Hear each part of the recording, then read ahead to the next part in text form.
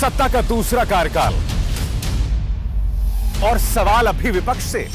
सवाल तो उससे होगा जिसके हाथ में ताकत हो, जिसके हाथ में पुलिस हो, संस्थाएं हो और मीडिया जिसके सामने नतमस्तक हो। सवाल तो उससे होगा ना। हम लेकर आए खबरों का एक ऐसा शो जिसमें सवाल होंगे सीधे, बेलाग और बेबाक उनसे जो सवालों से बचते हैं, जिनके हाथ में ताकत है। बेबाक सिर्फ द लाइव टीवी पर। लाइव टीवी, सच सबसे आगे। नमस्कार, आप देख रहे हैं बेबाक। मैं अभिसार शर्मा। मैं ये जानना चाहता हूं कि मोदी सरकार के लिए अपने चाटुकार पत्रकार अर्नब गोस्वामी और सिंघू बॉर्डर में जो किसान तैनात है, जहां ठंड में ठिठुरकर अब तक 100 किसानों की मौत हो चुकी है, फर्क क्यों है? आप जानते हैं, मेरा एक दोस्त कह रहा था कि अर्नब गोस्वामी के तांडव पर आखिर प्रधानमंत्री नरेंद्र मोदी खामोश क्यों हैं? मैंने अपने उस दोस्त को कहा कि कृपया अर्नब गोस्वामी जो कर रहा है उन कथित व्हाट्सएप चैट्स में, उसे तांडव का नाम ना दें। क्योंकि जो तांडव है ना, वो भगवान शिव का नृत्य था, जिसके बहुत ही खूबसूरत धार्मिक और आध्यात्मिक मायने थे। जो काम अर्नब गोस्वामी कथित तौर पर उन व्हाट्सएप चैट्स में कर रहा है, वो तो आइटम डांस है। रजिया गुंडों में फंस गई जैसा आइटम डांस। जी हां, उससे ज्यादा कुछ नहीं। मगर आप जानते हैं, जो बात सामने उभर कर आई है कि गुलाम और आका दोनों की सोच में कोई बहुत ज्यादा फर्क नहीं है। अब तक मुंबई पुलिस ने जो सप्लीमेंट्री चार्जशीट दाखिल की है अदालत में, जिसमें इन व्हाट्सएप चैट्स का उसने हवाला दिया है, आप लोगों में से अधिकतर लोग उसे पढ़ चुके होंगे। मगर आज बेबाक में मैं उससे जुड़ा एनालिसिस आपके सामने पेश कर रहा हूं। सबसे पहले मैं आपके सामने रखना चाहूंगा यह बात। कथित तौर पर अर्नब गोस्वामी यह कहता है, this attack we have one like crazy. यानी कि पुलवामा में हमला होता है, हमारे 40 जवान शहीद होते हैं और शाम को करीब 5:43 पर यह व्हाट्सएप संदेश कथित तौर पर अर्नब गोस्वामी भेजता है बार्क के पूर्व चेयरमैन पार्थो दास गुप्ता को और कहता है कि यह हमला तो हमने जीत लिया है। और यह इसने क्यों कहा? क्योंकि बकौल अर्नब गोस्वामी इन चैट्स के मुताबिक उसके चैनल ने सबसे पहले खबर की और सबसे पहले उसने तमाम तथ्य दिखाए, इसलिए वो जीत गया। मैं आपसे पूछना चाहता हूं, यह आदमी राष्ट्रवाद के नाम पर, देशभक्ति के नाम पर पूरे देश को सल्फेट बनाता रहता है, CH2SO4 बनाता रहता है, और अब यह जश्न मना रहा है शहीदों के शहादत पर। कम से कम उसकी ये व्हाट्सएप चैट्स तो ये बता रही है। और मैंने आपसे कहा ना, गुलाम और उसके आका की सोच में कोई फर्क नहीं है। मैं आपको बतलाना चाहूंगा, चुनाव आयोग ने बार बार भारतीय जनता पार्टी को चेतावनी दी थी, राजनीतिक दलों को चेतावनी दी थी कि पुलवामा की शहादत का जिक्र आप अपने चुनावी भाषण में मत कीजिए। मगर फिर भी, चाहे उस वक्त के बीजेपी के अध्यक्ष अमित शाह हो या प्रधानमंत्री, इसका जिक्र कर रहे थे। प्रधानमंत्री ने क्या कहा, पहले आप ये सुनिए उस वक्त चुनावों में। मैं जरा कहना चाहता हूं मेरे फर्स्ट टाइम वोटरों को, क्या आपका पहला वोट पाकिस्तान के बालाकोट में एयर स्ट्राइक करने वाले वीर जवानों के नाम समर्पित हो सकता है क्या? मैं मेरे फर्स्ट टाइम वोटर से कहना चाहता हूं कि आपका पहला वोट पुलवामा में जो वीर शहीद हुए, उन वीर शहीदों के नाम आपका वोट समर्पित हो सकता है क्या? तो सुना आपने, पुलवामा के नाम पर, बालाकोट के नाम पर आपका वोट मिल सकता है या नहीं? व्हाट्सएप की उन कथित चैट्स पर में अर्नब गोस्वामी यह कह रहा है कि हम जीत गए इस पर, यानी कि उनकी मौत हुई 40 जवानों की और इस पर मुझे जीत मिल गई TRP की। और दूसरी तरफ प्रधानमंत्री उस पर वोट्स मांग रहे हैं। इस सोच में क्या फर्क है, मैं जानना चाहता हूं। और जिस पार्थो दास गुप्ता का मैं जिक्र कर रहा हूं, जो इस वक्त अस्पताल में है, वो आदमी इन चैट्स में अर्नब गोस्वामी से कथित तौर पर कह रहा था, एलिजेडली कह रहा था कि आप मुझे प्रधानमंत्री कार्यालय में कोई अहम ओहदा दिला दें। अर्नब गोस्वामी की ऐसी क्या हैसियत थी कि उसे एक आदमी यह कह रहा है कि मुझे आप प्रधानमंत्री कार्यालय में ओहदा दिला दें? ये भारतीय जनता पार्टी का दलाल तो था नहीं, ये तो पत्रकार था ना। तो फिर ये कैसे करवा रहा था? बात यहां नहीं रुकती है दोस्तों। अर्नब गोस्वामी ने इस बातचीत में कथित तौर पर यह कहा, जैसे ही पुलवामा का हमला होता है उसके बाद कहता है कि कुछ बहुत बड़ा होने वाला है, कुछ ऐसा बड़ा होने वाला है और सरकार कुछ ऐसा करवाने वाली है जिससे जनता खुश हो जाएगी। और यही नहीं, कश्मीर में भी कुछ बड़ा होने वाला है। मैं ये जानना चाहता हूं, 40 जवान शहीद हो गए, आप कुछ भी कर लो, जनता क्यों खुश होगी? मेरे 40 वीर शहीद हुए थे।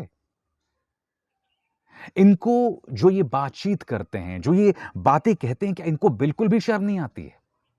उसके तुरंत बाद क्या होता है दोस्तों? बालाकोट में भारत जो है वो लाइन ऑफ कंट्रोल को पार करके हमला कर देता है। ठीक है, मैं जानता हूं आप लोगों में से कई लोग कहेंगे कि भाई सब जानते थे कि भारत सरकार उस पर बदला लेगी। मुद्दा वो नहीं है, मुद्दा यह है कि यह आदमी प्रधानमंत्री कार्यालय में इस कदर घुसा हुआ था, यह व्हाट्सएप पर इतनी आसानी से यह बातें कह रहा था, इतने विस्तार से कह रहा था। मैं आपसे पूछना चाहता हूं, आज के जमाने में व्हाट्सएप चैट्स को आसानी से हैक किया जा सकता है। अगर पाकिस्तान ये व्हाट्सएप चैट्स हैक कर लेता तब क्या होता? क्योंकि दुनिया भर जानती है कि अर्नब गोस्वामी इस सरकार का कितना बड़ा चाटुकार है। क्या यह चीज आपको बिल्कुल भी किसी भी तरीके से डिस्टर्ब नहीं करती है? क्या सोचने पर मजबूर नहीं करती है? तो बालाकोट हो जाता है, और बालाकोट होने के बाद हमारे वायुसेना प्रमुख आते हैं और कहते हैं कि मेरे पास इस बात के कोई प्रमाण नहीं है कि भारत ने जो बालाकोट में हमला किया उसमें कितने पाकिस्तानी आतंकवादी मारे गए, क्योंकि यह मेरा काम नहीं है। आज तक भारत सरकार ने, भारतीय वायुसेना ने आधिकारिक तौर पर यह नहीं बताया कि कितने आतंकवादी वहां मारे गए। हालांकि हमारा प्रचार तंत्र, बीजेपी के जो नेता हैं या बीजेपी के तमाम बड़े बड़े नेता ये तमाम दावा करते रहे कि 300 से 400 आतंकवादी हमने मार दिए। तमाम जो न्यूज चैनल्स या तमाम अंतर्राष्ट्रीय न्यूज़पेपर्स जो बालाकोट गए, उन्होंने कहा कि एक भी आतंकवादी नहीं मारा गया। और भारतीय जनता पार्टी के प्रचार तंत्र ने हमेशा झूठ का सहारा लिया यह बतलाने के लिए कि हमने कितने आतंकवादी मारे गए। मसलन कुछ ही दिनों पहले बेबाक में ही मैंने एक कार्यक्रम किया था जिसमें मैंने आपको बतलाया था कि किस तरह से पाकिस्तान के एक डिप्लोमैट ने कि बयान को गलत ढंग से समाचार एजेंसी ANI ने पेश किया, यह बतलाते हुए कि 300 से 400 पाकिस्तानी आतंकवादी मारे गए थे, जबकि ऐसा कुछ नहीं कहा था जफर हिलाली ने। और उसके बाद जब इस झूठ का पर्दाफाश किया तो हिंदुस्तान टाइम्स ने, टाइम्स नाउ ने, सभी ने इस मुद्दे पर माफी मांगी थी कि हमने झूठी खबर का प्रचार प्रसार किया था। और उस वक्त जब पुलवामा हुआ था तब यह आदमी जश्न मना रहा था, हमारे 40 जवानों की शहादत पर जश्न मना रहा था TRP का कथित तौर पर। और जब मेरे जैसे पत्रकारों ने कुछ सवाल आपके सामने रखे थे तो मेरे नंबर को सार्वजनिक करके हमें गालियां दी गई थी, हमें देशद्रोही बताया गया था, क्योंकि मैं अपने जवानों की चिंता कर रहा था।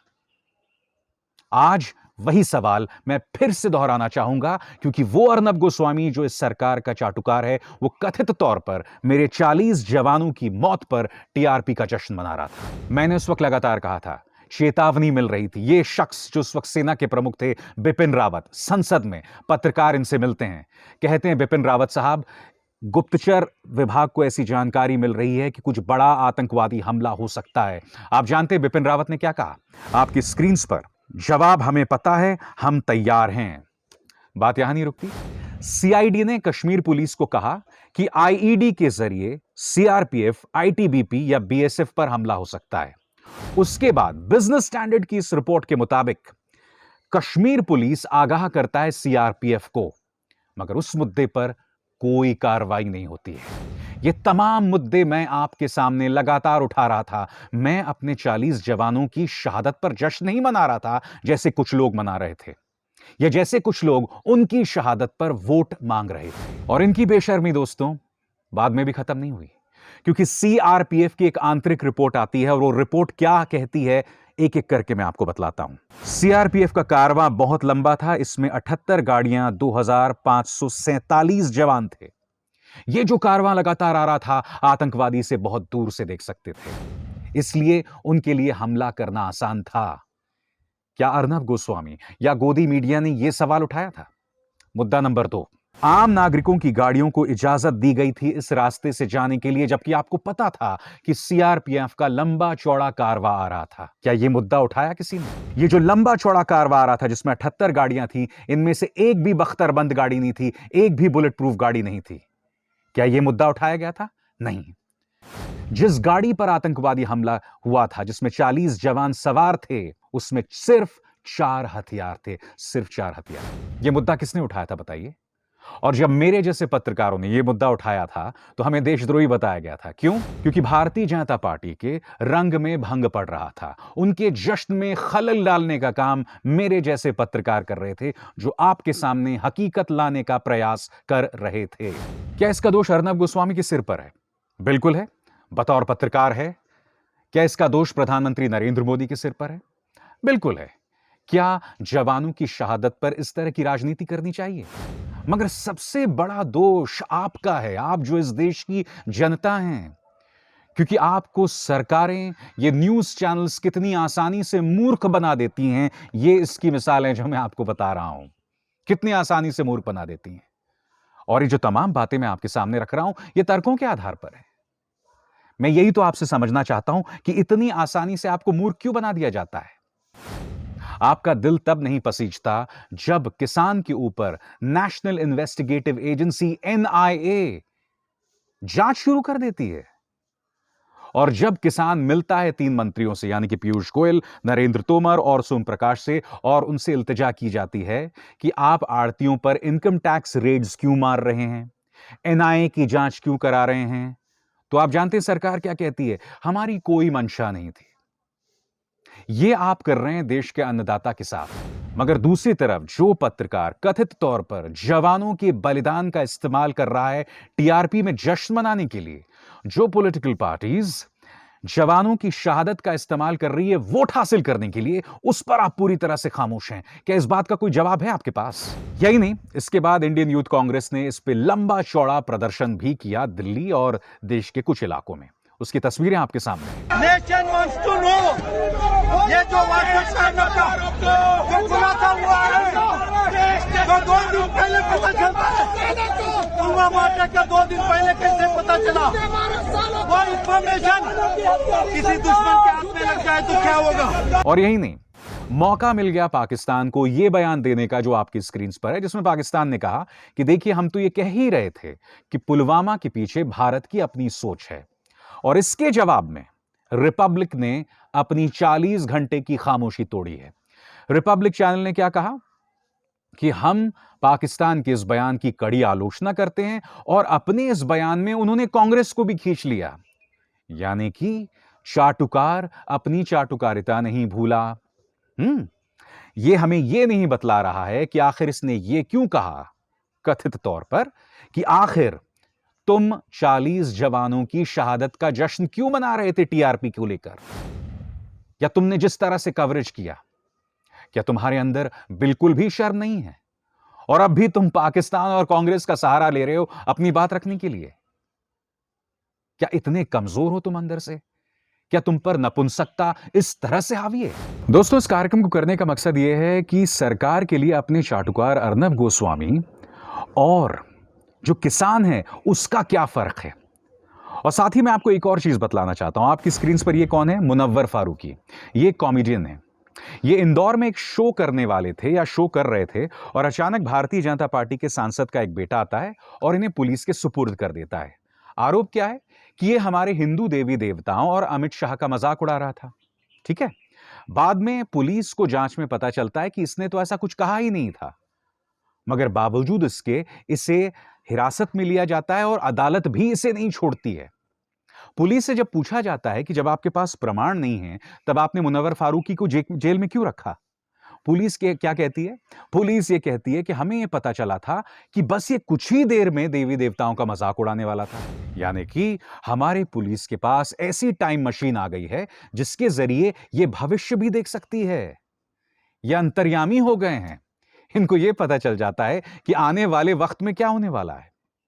और सबसे ज्यादा चिंताजनक बात, इस खबर के मुताबिक मुनव्वर फारूकी को अब उत्तर प्रदेश पुलिस के सुपुर्द किया जा रहा है, क्योंकि उत्तर प्रदेश के प्रयागराज में इन पर एक और केस दर्ज है।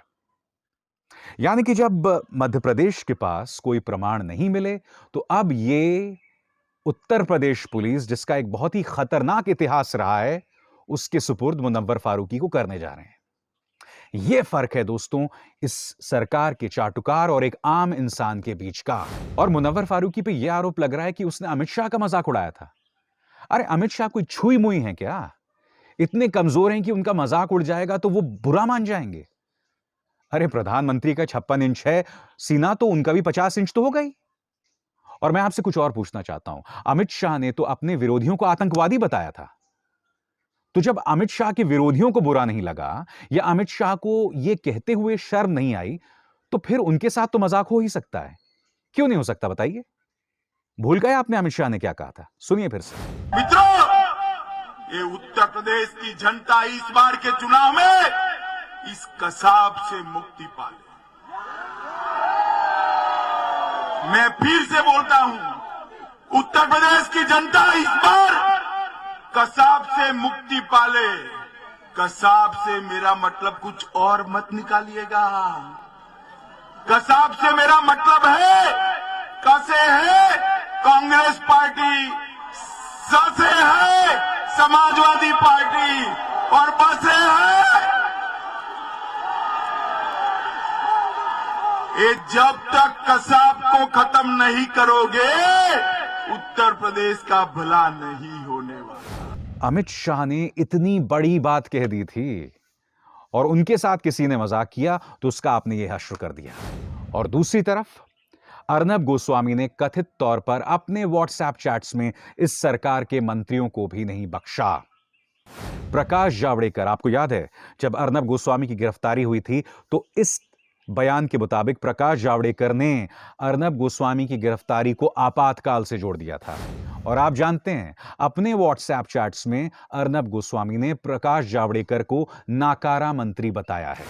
जिस अरुण जेटली और प्रकाश जावड़ेकर की दया से यह आदमी इतनी ऊंचाई पर पहुंचा, इसका चैनल इतनी ऊंचाई पर पहुंचा, आप जानते हैं इसने अरुण जेटली के बारे में क्या कहा था?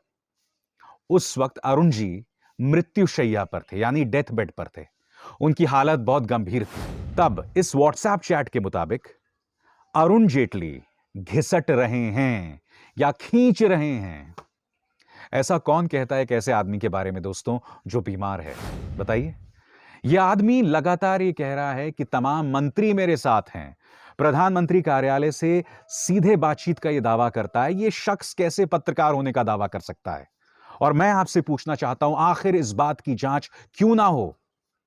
क्योंकि इससे एक और बहुत गंभीर मामला आया है जो अब मैं आपको बतलाने वाला हूं। दोस्तों, आप जानते हैं कि प्रसार भारती की नीलामी की प्रक्रिया हुई थी और उस वक्त रिपब्लिक चैनल पर यह आरोप लगा था कि उन्होंने पूरी प्रक्रिया को बाईपास करके सरकार को करोड़ों का नुकसान पहुंचाया था। ऐसा दावा और ऐसा आरोप लगाया गया था।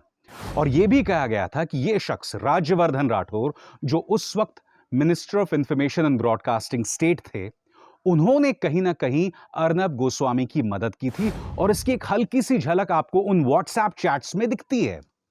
आज मैं आपसे सवाल पूछना चाहता हूं, क्या इस बात की जांच नहीं होनी चाहिए? और बात यहां नहीं रुकती है। Telecom regulatory authority of India ने बार्क जैसे मुद्दों पर, यानी कि बार्क जो कि टीआरपी संस्था है, उसके कामकाज करने पर उसने पूरी एक लंबी चौड़ी जांच की थी, जिस रिपोर्ट को उसने अप्रैल 2020 को सबमिट किया था या दर्ज किया था। सरकार ने एक अरसे तक उस पर कोई एक्शन नहीं लिया। और जब महाराष्ट्र पुलिस ने गिरफ्तारियां की थी बार्क के कुछ अधिकारियों में, जिनमें एक पार्थो दासगुप्ता भी शामिल था, उसके बाद जाकर इस पर थोड़ी सी हलचल तेज हुई। आज मैं यह पूछना चाहता हूं कि सरकार ने जिस समिति का गठन किया, उस समिति की रिपोर्ट आखिर क्या कहती है? क्योंकि बतलाया गया है कि वो रिपोर्ट सबमिट की जा चुकी है। आखिर उस रिपोर्ट को सार्वजनिक क्यों नहीं किया जाता? तो जो मैं आपको बतलाने का प्रयास कर रहा हूं ना दोस्तों, अर्नब गोस्वामी के व्हाट्सएप चैट्स सिर्फ गपबाजी नहीं है। इससे कई मुद्दे जुड़े हुए हैं। इससे नैतिकता का मुद्दा जुड़ा हुआ है, इससे भ्रष्टाचार का मुद्दा जुड़ा हुआ है, इससे सरकार और पत्रकारों के बीच जो नापाक गठबंधन है वो मुद्दा जुड़ा हुआ है और इस मुद्दे को लेकर हम मुंह मोड़ नहीं सकते। अगर आप मुंह मोड़ रहे हैं तो मैं सिर्फ यही कह सकता हूं दोस्तों कि प्रचार तंत्र आपको यहां से खाली कर चुका है और आप जिंदगी भर के लिए सल्फेट बन चुके हैं। बेबाक में बस इतना ही। अभिसार शर्मा को दीजिए इजाजत। नमस्कार। लाइव टीवी, सच सबसे आगे।